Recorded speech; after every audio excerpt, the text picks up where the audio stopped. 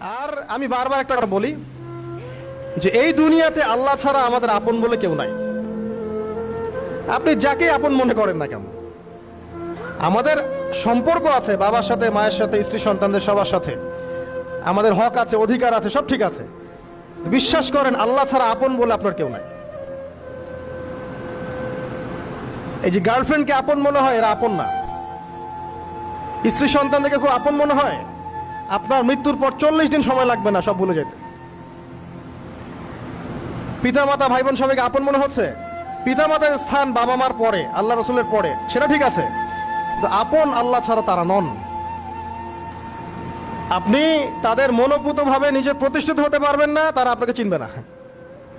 বলো সারাটা জীবন তোর পিছনে এত টাকা ঢাললাম, কি করলি? কিচ্ছু করতে পারলি না। আবার এখন যারা পিতামাতা হয়েছেন, সন্তানদেরকে আপন মনে হচ্ছে, দেখবেন